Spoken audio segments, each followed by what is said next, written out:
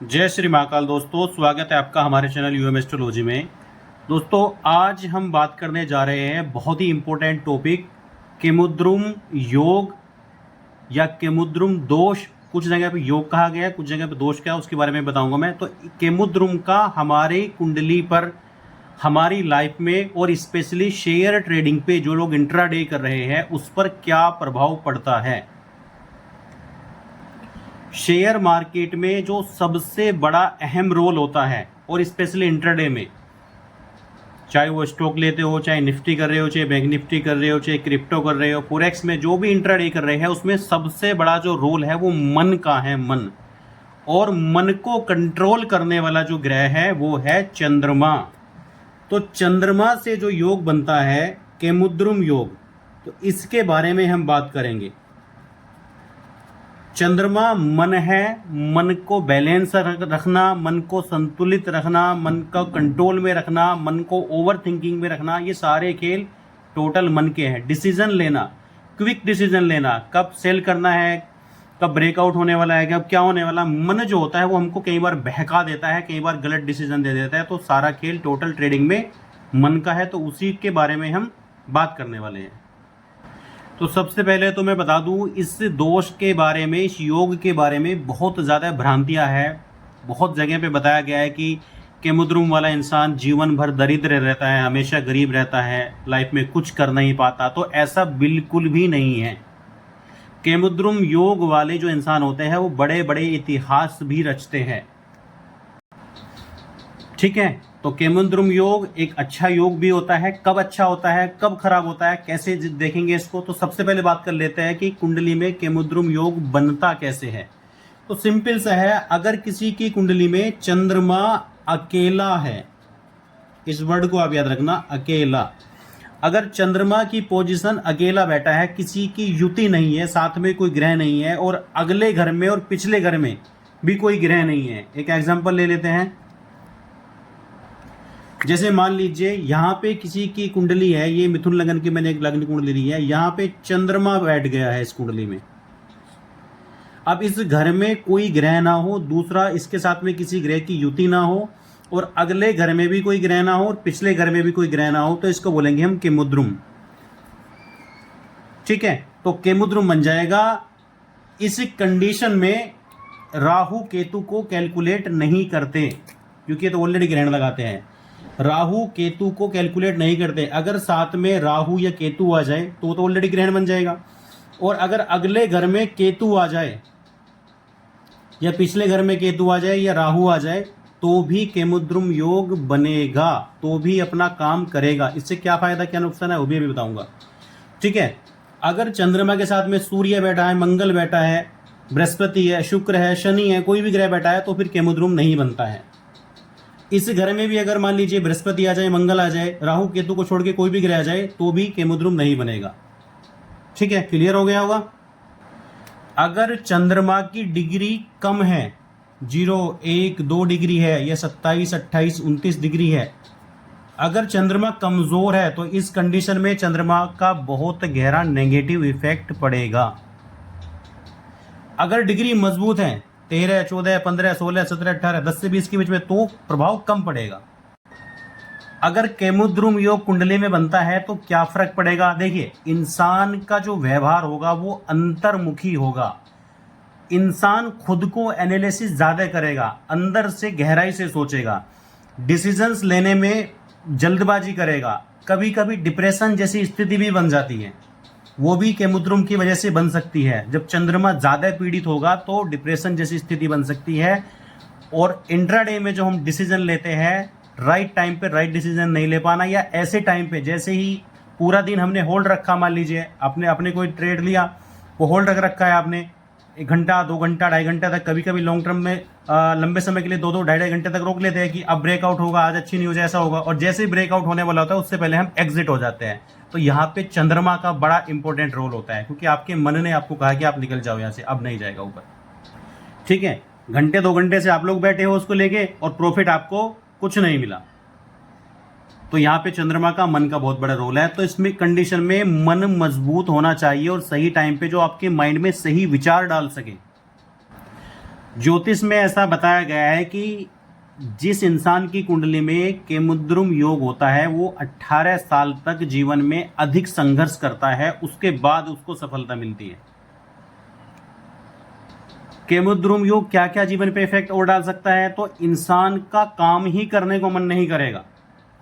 कोई भी काम करेगा तो उसमें मन ही नहीं लगेगा, हमारा मन ही नहीं लग रहा है, हमारा मन ही किसी काम को करने के लिए नहीं बोल रहा है। हम करना तो चाहते हैं, काम भी हमारे पास है, सब कुछ है, हमें पता भी है, लेकिन फिर भी हम उस चीज़ को नहीं कर पा रहे हैं, हमारा मन उसको रोक रहा है। ये भी एक केमुद्रुम का लक्षण है। हम अपने बारे में ज़्यादा सोच रहे हैं, एनालिसिस ज़्यादा कर रहे हैं, खुद के ऊपर सोच रहे हैं कि यार हमें कोई अकेलापन महसूस करा रहा है, हमें कोई इग्नोर मार रहा है, तो ये सारी चीज़ें क्या है, ये भी केमुद्रुम में आएगी। ओवर थिंकिंग ज़्यादा होना, सोचते सोचते एक लिमिट पार कर लेना, रात को सो रहे हो तो नींद भी सही से नहीं आ रही है, मन हमेशा चलता रहता है, सोचता रहता है। किसी भी चीज में अगर प्रयास कर रहे हैं तो बहुत गहरे प्रयास कर रहे हैं, बहुत ज्यादा ही दिमाग लगा दिया, ये भी एक केमुद्रुम का लक्षण है। और आपको मैं बता दूं, जो साइंटिस्ट होते हैं, वैज्ञानिक होते हैं, वैज्ञानिकों की कुंडली में केमुद्रुम योग का होना बहुत लाभदायक होता है, क्योंकि बार बार सोचने से नए नए आविष्कार जो करते हैं, नई नई खोज आती है, नई नई सोच आती है, वो केमुद्रुम योग वहाँ पे बहुत बेनिफिट करता है। एनालिसिस करने के लिए केमुद्रुम योग अच्छा होता है। और जब ये ओवर हो जाता है, ओवर थिंकिंग हो जाता है, तो फिर केमुद्रुम योग नुकसान करा देता है। कहते हैं ना कि अति हर किसी चीज की बुरी होती है। तो अपने चंद्रमा को बेहतर करो, जिनकी कुंडली में केमुद्रुम है वो भी, और जिनकी कुंडली में केमुद्रुम नहीं है वो भी अपने चंद्रमा को चेक करो, देखो आपके चंद्रमा की मन की क्या स्थिति है। नहीं तो इतना बड़े बड़े लॉस लेके बैठे हैं, परसेंटेज बहुत कम है बेनिफिट का, उससे कोई फायदा नहीं है। जब कोई चीज़ भाग्य में नहीं है तो चल के कैसे आएगी वो। ठीक है, अपनी कुंडली का देखो। वैसे तो शेयर ट्रेडिंग के लिए मैंने वीडियो अलग से बना रखी है, काफ़ी वीडियो मैंने डाली हुई है, आप उनको देखो। सिर्फ चंद्रमा नहीं, और भी ग्रह जिम्मेवार होते हैं, जैसे 5th हाउस मैंने बताया, राहु बताया है, ठीक है, महादशा क्या है आपका, लग्नेश क्या है, लाभांश क्या है, बहुत सारी चीज़ें बताई है। अगर आप अपनी कुंडली स्पेशली शेयर मार्केट के लिए किसी भी टॉपिक के लिए दिखाना चाहते हैं तो आप मुझसे कांटेक्ट कर सकते हैं। मेरा नंबर है, मेरी अपॉइंटमेंट आप ले सकते हैं 7011066356। इस नंबर पे सिर्फ व्हाट्सअप ही कीजिएगा। कॉल्स इतनी आती है, कॉल्स पिक हो ही नहीं पाती है, तो सिर्फ व्हाट्सअप कीजिएगा, अपॉइंटमेंट का प्रोसेस वहाँ पे बता दिया जाएगा। और आप अपनी कुंडली के अकॉर्डिंग क्या काम सूट करेगा, अगर आपको शेयर मार्केट नहीं है तो वो भी आपको बताया जाएगा, किस लाइन में आपको जाना चाहिए, क्या काम आपके लिए अच्छा जमेगा, जहाँ से आपकी इनकम होगी, अपनी कुंडली में कैसे एक्टिवेट करें, किस ग्रह को, किसको डीएक्टिवेट करें, सारी जानकारी यहाँ से हम आपको दे देंगे। देखिए कैंसिल कैसे होता है, अगर चंद्रमा 2 नंबर राशि, क्या होती है चंद्रमा की 2 नंबर राशि, उच्च राशि, अगर उसमें आ जाए तो केमुद्रुम योग नहीं होगा। या बृहस्पति की दृष्टि पड़ जाए तो भी कैंसिल हो जाएगा। जैसे बृहस्पति की दृष्टि यहां पड़ेगी तो यहां पे कैंसिल माना जाएगा, आप लोगों ने ध्यान नहीं दिया होगा। अगर बृहस्पति यहां नहीं है, बृहस्पति यहां है,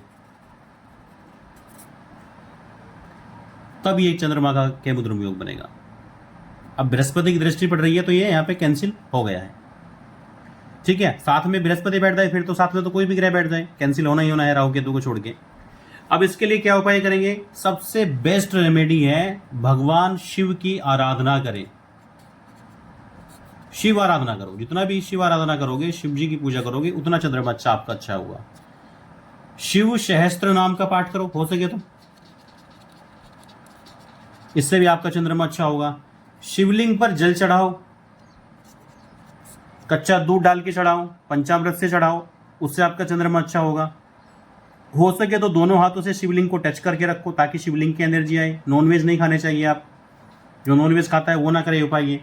शिवलिंग को दोनों हथेली से टच करो, ये जो चंद्रमा वाला पर्वत होता है इसको टच करो, चंद्रमा पर्वत टच करो, ओम चंद्रशेखराय नमः का जाप करो। ठीक है, और मन को कंट्रोल रखने के लिए मेडिटेशन सबसे ज्यादा जरूरी है।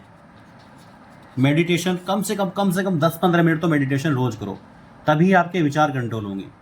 चंद्रमा का जो वैदिक बीज मंत्र है ओम सोम सोमाय नमः, इसका 108 बार रोज जाप करो। मन बिल्कुल कंट्रोल में रहेगा, विचार नियंत्रित रहेंगे, मूड अच्छा रहेगा। और हो सके तो एक चांदी की चैन, उसमें 2 मुखी रुद्राक्ष लगा के गले में पहनो, सोमवार के दिन चौघड़िया देख लेना है, लाभ मुहूर्त में पहनना है, शाम को आता है, शाम को 3 से 6। तो ये सारे उपाय अगर आप करोगे तो आपको शेयर मार्केट में तो फायदा होगा ही होगा, आपका मन भी अच्छा रहेगा, मूड अच्छा रहेगा। और चंद्रमा का संबंध माता से है तो आपकी माता की हेल्थ भी अच्छी रहेगी, उनके साथ भी संबंध मधुर रहेंगे। ठीक है दोस्तों, ये थी हमारी वीडियो केमुद्रम के ऊपर। और मेरा दूसरा चैनल है एस्ट्रो उमेश पंडित के नाम से है, मैं आपको लिंक दे दूंगा उसको आप सब्सक्राइब कर लेना। ठीक है, वो भी मेरा ही चैनल है। अगर इस चैनल पे कभी कोई प्रॉब्लम आती है तो आप उस पर मुझसे जुड़ सकते हो।